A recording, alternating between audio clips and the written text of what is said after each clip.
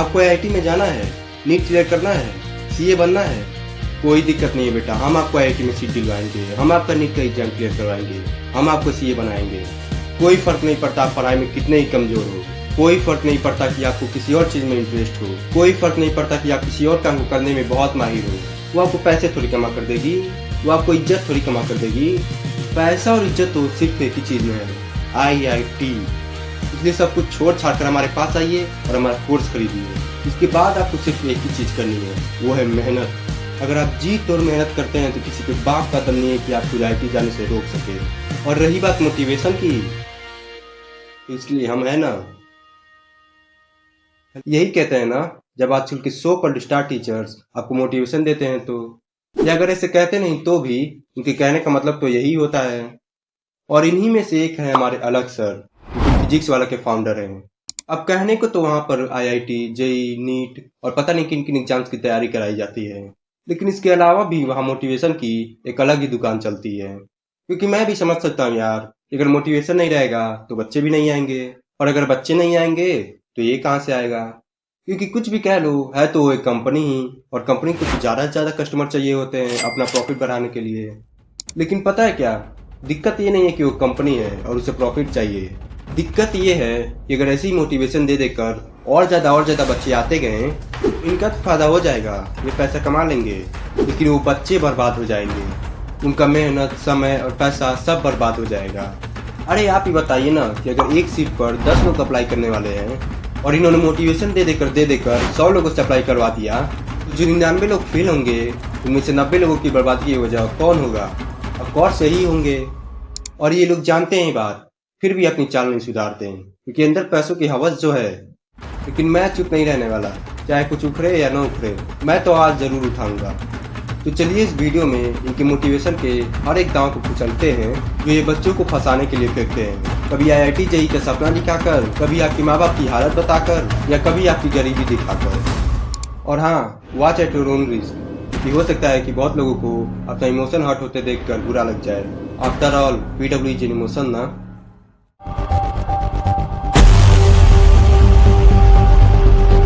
What is IIT हमें पता है, व्हाई आईआईटी हमें पता है, क्यों आईआईटी यार रॉक करना है, आईआईटी में जाना है, अपने टॉप इंस्टीट्यूट में इंडिया में पढ़ना है, जो भी चीज जिंदगी में करनी है टॉप लेवल पे करनी है। जहां तक मुझे पता है, किसी भी चीज का ओवर ग्लैमराइजेशन खतरनाक ही होता है अंत में। चाहे वो इस पूरे एजुकेशन सिस्टम को फॉलो करने वाले सरकारी नौकरियों को ग्लैमराइज करना हो, जो कि आजकल बहुत हो रहा है, या इस पूरे एजुकेशन सिस्टम को डिनाई करने वाले ड्रॉप आउट्स को ग्लैमराइज करना हो, जो कि ज्यादातर फेक बिजनेस गुरु द्वारा किया जाता है। लेकिन आज हम सिर्फ आईआईटी या इससे जुड़े इंस्टीट्यूशंस की बात करेंगे, जिसे हमारे अलग सर ग्लैमराइज करते हैं। तो सबसे पहली बात, आईआईटी कोई स्वर्ग नहीं है जहाँ चाय मिलती हो, जहाँ भगवान को बैठ स्वयं वास करते हो, या जहाँ सारी सुख सुविधाएं आपके आदेश भर का इंतजार कर रही हो कि मालिक आएंगे और हमें आदेश देंगे और उसके बाद हम उनकी सेवा करेंगे। इस भ्रम में मत रहिएगा। जो लोग वहाँ पहुंच जाते हैं, ऐसा नहीं है कि वो चिर आनंद में जीते हैं। वहाँ के लोगों को भी स्ट्रेस होता है, अपनी परेशानियां होती हैं, और बहुत लोग तो ऐसे भी होते हैं जो वहाँ जाकर भी वापस लौट आते हैं। यानी वहाँ वही टिक सकता है जो उसके फायदे और नुकसान दोनों को संभाल सके। और दूसरी बात, आईआईटी या ऐसे इंस्टीट्यूशंस में सीट्स होती ही हैं कुछ हजार, लेकिन पता नहीं कहाँ से इनका मोटिवेशन सुनकर देखा देखी या देश में बढ़ती बेरोजगारी की वजह से पता नहीं किस कारण से 25 लाख लोग अप्लाई कर देते हैं।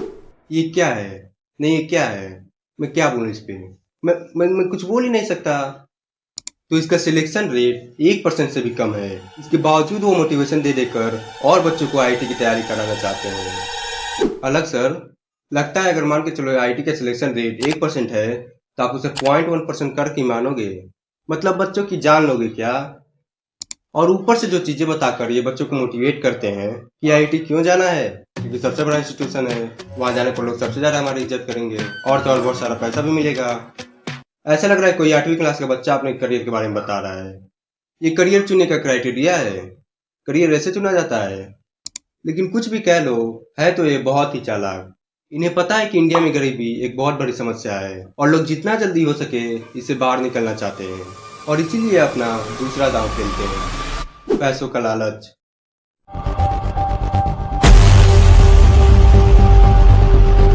हो सकता हो जिन दोस्तों के साथ आप भाईचारे में घूमने जा रहे हो वो अमीर हो, वो तो बच जाएगा, उसके पिताजी पैसे वाले हैं, वो कुछ नहीं भी करेगा तो 22 साल की उम्र में उसको कार थमा देंगे, पिताजी अभी दे दी होगी कार की चाबी। और आप शायद ऐसे घर से हो जहाँ पे एसी भी एक बहुत बड़ी चीज होती है, उसके तो कार तक में एसी है।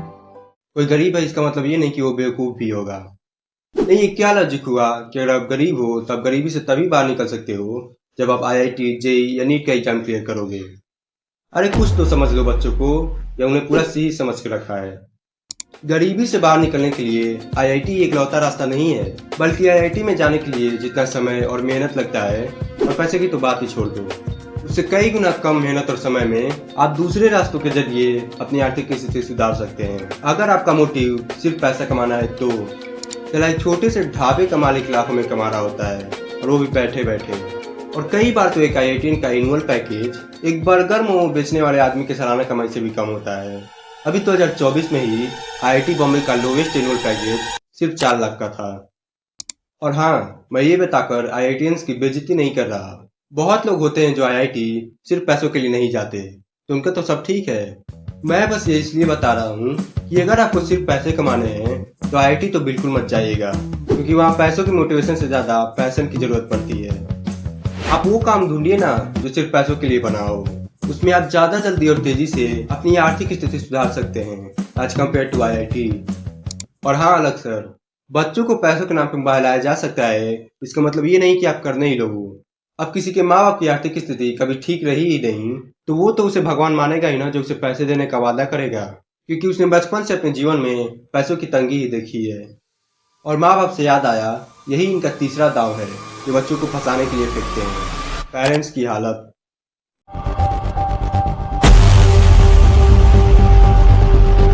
बाप ने आपके ऊपर बहुत एहसान किया, तो एहसान बोल नहीं सकते, माँ बाप का प्यार होता है, पर देखो ना क्या नहीं किया आपके।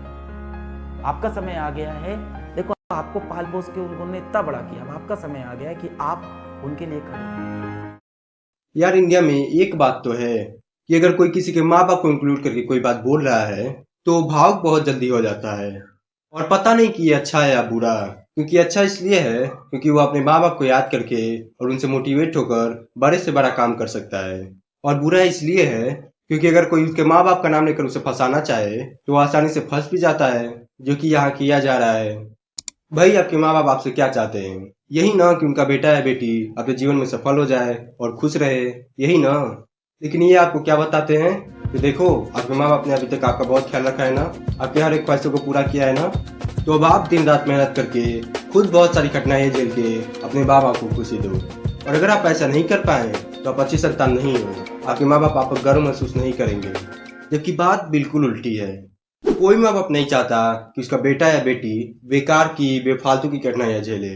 हाँ, एक अच्छा इंसान बनने के लिए जो कठिनाइयाँ आती हैं वो ठीक है, वो चलेगा, लेकिन इसके अलावा माँ बाप अपने बेटा या बेटी को किसी भी और कठिनाई में नहीं देखना चाहते।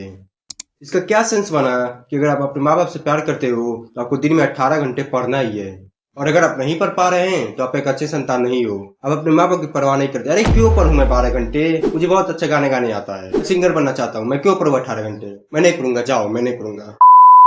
तो सीधी सी बात यही है कि माँ बाप अपने आप खुश हो जाते हैं जब वो अपनी औलाद को सफलता और खुशी दोनों पाते हुए देखते हैं। यानी उन्हें खुश करने के लिए आपको अलग से कोई मेहनत करने की जरूरत नहीं है। और एक बात पता है कि अगर आपको किसी इंसान से कोई काम करवाना है तो आप सीधे सीधे उसकी काबिलियत को टारगेट कीजिए, वो अपने आप उस काम में लग जाएगा, क्योंकि वो बात सीधा उसके दिल पर लगेगी।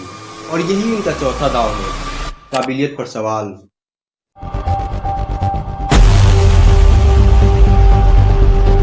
क्यों नहीं पढ़ सकता मैं 12 घंटे? अगर मैं प्लानिंग से 4-4 पहर में डिवाइड कर लूं और 3-3 घंटे पढ़ूं, नहीं होगी 12 घंटे पढ़ाई, कोई बात नहीं, 10 होगी, 9 होगी, 8 घंटे तो इफेक्टिव निकल के आएंगे ना इसमें से कम। पहले दिन 8 होगी, अगले दिन 9 होगी, अगले दिन 10 होगी। धीमे धीमे प्रैक्टिस के साथ आप इंप्रूव करते हुए 12 पे पहुंच जाओगे। अगर आप में जुनून है बेटा, हार नहीं माननी है, हार नहीं माननी है। यार पहली बात तो ये ग्रेडिंग सिस्टम बहुत बेकार है, बहुत ज्यादा बेकार है। कैसे एक इंसान की काबिलियत या आगे चल के वो कुछ कर पाएगा या नहीं, उसका अंदाजा सिर्फ उसके एग्जाम के नंबर देखकर लगाया जाता है। और खास करके ये फर्स्ट सेकेंड थर्ड वाला, सबको अपने बच्चे को फर्स्ट आते हुए देखना है। अरे भाई फर्स्ट को एक ही बच्चा आ सकता है, ये बात समझ क्यों नहीं आती माँ बाप को?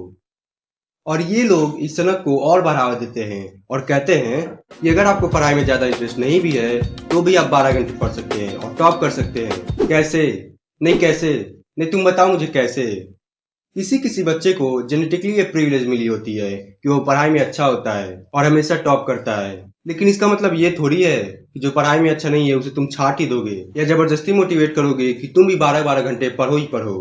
अरे कोई किसी और चीज के लिए बना है तो तुम कैसे उसे टॉपर बना दोगे, और वो भी ऐसी पढ़ाई में।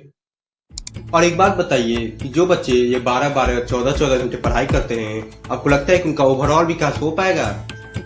अजी घंटा, अगर आप दिन में 3-4 घंटे से ज्यादा नहीं पढ़ पाते तो आप बिल्कुल ठीक हो, बिल्कुल नॉर्मल हो आप। जो बच्चा अपने सिलेबस वाली किताबों के अलावा जीवन में और कुछ नहीं सीख रहा, समझ रहा, अनुभव कर रहा, उसका तो गड़बड़ ही है सब कुछ। तो बात कुल मिला जुला कर इतनी सी है कि अगर आप पढ़ाई में अच्छे नहीं हो और खास करके स्कूली पढ़ाई में, तो इससे ये बिल्कुल साबित नहीं होता कि आप काबिल नहीं हो या जीवन में कुछ कर नहीं पाओगे। आप ऐसे लोगों को साइड में कीजिए और अपना पैशन ढूंढिए, और मेहनत भी करना है। मेरी बातों को गलत तरीके से मत ले लीजिएगा, हर चीज में मेहनत लगती है। और अब आते हैं आखिरी दांव पे, जिसे मुझे लगता है कि ज्यादा असर तो नहीं करना चाहिए, लेकिन हैरानी की बात तो ये है कि ये बहुत असर करता है, बहुत ज्यादा असर करता है। To get rank 1।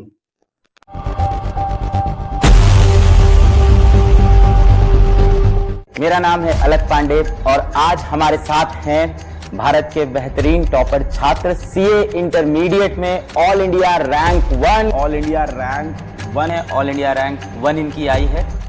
यार देखो, ये रैंक 1, रैंक 2, रैंक फलाना, रैंक ढमकाना जो भी होता है, इनका इंटरव्यू दिखाने का सिर्फ एक ही नुकसान होता है, लेकिन वही सबसे बड़ा नुकसान है इस कोचिंग इंडस्ट्री का, या यूं कह लो तो एग्जाम्स के प्रिपरेशन का। और वो ये है कि सिर्फ जिन्होंने टॉप किया है उनका इंटरव्यू दिखाने से पीछे जो लाखों बच्चे हैं जिन्होंने एग्जाम भी दिया है, जिन्होंने तैयारी भी करी है और समय भी लगाया है, लेकिन इसके बावजूद उनका नहीं हुआ, उनकी सच्चाई छुप जाती है।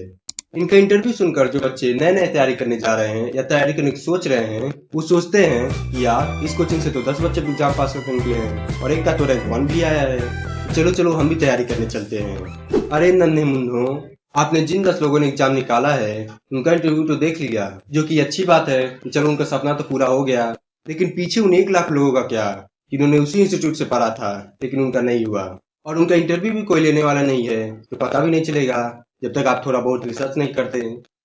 और इतने सारे बच्चों में से इतने कम लोगों का क्यों होता है, इसका मेन रीजन पता है? मैं बताता हूँ। इसका मेन रीजन ना ही ये है कि बाकी बच्चे ज्यादा मेहनत नहीं करते, ना ही ये है कि इन कोचिंग इंस्टीट्यूट्स में अच्छे से पढ़ाया नहीं जाता, और ना ही ये कि बाकी बच्चों में काबिलियत नहीं होती। इसका मेन कारण सीटों की संख्या है। सीटें हैं ही बहुत कम नंबर ऑफ एप्लीकेंट्स के मुकाबले, और इसमें सीटों की भी गलती नहीं है, गलती तो है सिर्फ इस मोटिवेशन की। अरे भाई, जब आपको पता है कि 10,000 सीट है और उस पर 10,000 लोग सेलेक्ट होंगे, चाहे एग्जाम 50,000 लोग दें, 1 लाख या 10 लाख, फिर भी आप मोटिवेशन दे देकर जहाँ 1 लाख बच्चे अप्लाई करने वाले थे वहाँ 10 लाख करा देते हो। वो 9 लाख बच्चे किसकी वजह से बर्बाद होंगे? तुम्हारी वजह से। तुमने ही उन्हें मोटिवेशन देकर बुलाया था। जो बच्चे अपने देश के कितने तरीकों से काम आ सकते थे, देश के लोगों की सेवा कर सकते थे, देश की अन्य कठिनाइयां दूर करके देश को आगे बढ़ा सकते थे, तुमने उन्हें देश तो क्या अपने खुद के काम आने लायक नहीं छोड़ा। उन्होंने जो तुम्हारा इस कोचिंग में जो 4 साल लगाए हैं, उन्हें कौन ला कर देगा? उन्होंने जो पैसे तुम्हें दिए हैं वो कौन ला कर देगा? और सबसे बड़ी बात, जब वो वहां से निकलेंगे उन्हें उनका खोया हुआ आत्मविश्वास कौन ला कर देगा? तो इस वीडियो का पूरा मकसद ही यही है, जो बच्चे तैयारी कर रहे हैं वो करें, जो सिलेक्ट हो रहे हैं वो सिलेक्ट हो गए, कोचिंग वाले जो पढ़ा रहे हैं वो पढ़ाएं, लेकिन वहाँ मोटिवेशन की दुकान खोलकर अपने डैश न मराएं, क्योंकि मोटिवेशन से सीटें नहीं बढ़ने वाली, बढ़ेंगे तो सिर्फ बच्चे, जो कि अल्टीमेटली अपना समय ही खराब करेंगे। और कोई ये नहीं कहेगा कि जो बच्चे अभी तैयारी कर रहे हैं उन्हें तो मोटिवेशन की जरूरत पड़ेगी ना, उन्हें तो देना जरूरी है। क्यों जरूरी है? नहीं, क्यों जरूरी है? अगर आप कोई ऐसा काम कर रहे हो जिसमें आपको रोज किसी बारी मोटिवेशन की जरूरत पड़ती हो, तो भाई छोड़ दो उसे। आप सिलेक्ट हो भी गए तो भी आप खुश नहीं रह पाएंगे, आपको काम करने के लिए भी रोज मोटिवेशन की गोली खानी पड़ेगी, और ऐसा जीवन नर्क से कम नहीं होता।